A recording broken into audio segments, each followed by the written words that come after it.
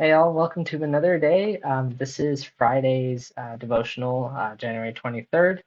Um, a little announcement. We're going to start, as you guys already tell from the how we've been doing things, is during weekends, I'm not going to be posting any devotionals.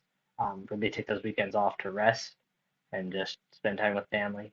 Um, but I will ask that you continue to share these.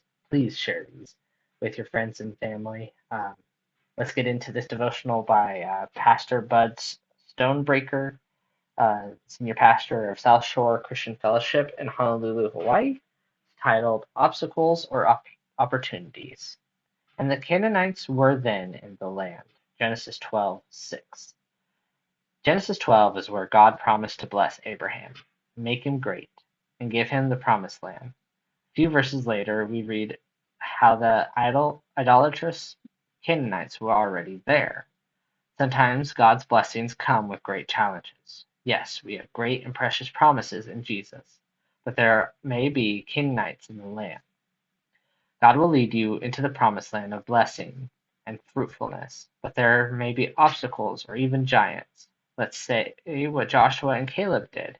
If the Lord delights in us, then he will bring us into this land and give it to us. Do not fear the people, for the Lord is with us. Numbers 14:8 through 9. Sometimes an obstacle is even a sign that God is opening doors. Paul told the Corinthians, "A great and effective door has opened to me, and there are many adversaries." That's First Corinthians 16:9.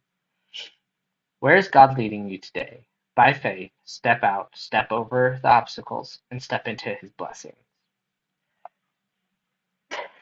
So that kind of just speaks to where me and my wife are today.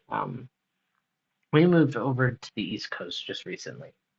Recently, I mean like in the past year. It's actually been officially a year. And there's been a lot of challenges. It's financial challenges, challenges finding a house, which obviously if you see, we found our own house and we decorated it with a map here and so many other things. And yes, there was problems. Like me and my wife couldn't afford the simplest of homes over here, so we got one that we had to fix up and still fixing up and still has some work to do. But that's the thing. And I'm gonna add on to this thing is like also the promised land was a place of rest. And Hebrews talks about how Jesus is our rest. He is our promised land. And following him, he promises that there is tribulations, that there's going to be people that will attack us for our faith.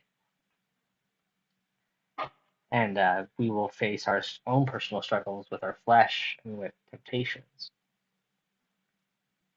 But God, Jesus said, "My yoke is easy, my burden is light."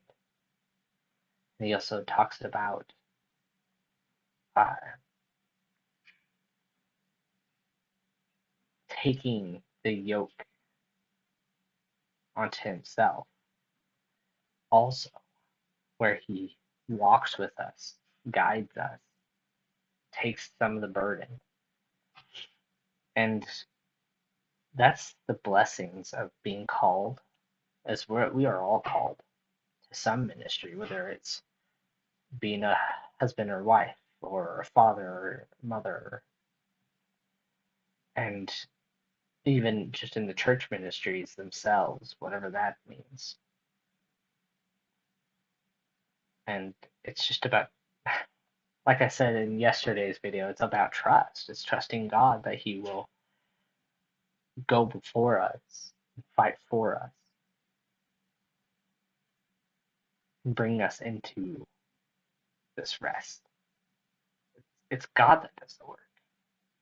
We just follow Him. Well, I'll see you all next week, next Monday. May God bless you all, and you all have a good weekend. And remember to follow God through this weekend and into the next week, no matter what trials or tribulations or temptations you have to go through. The Lord is always with you. God bless you all again. Bye.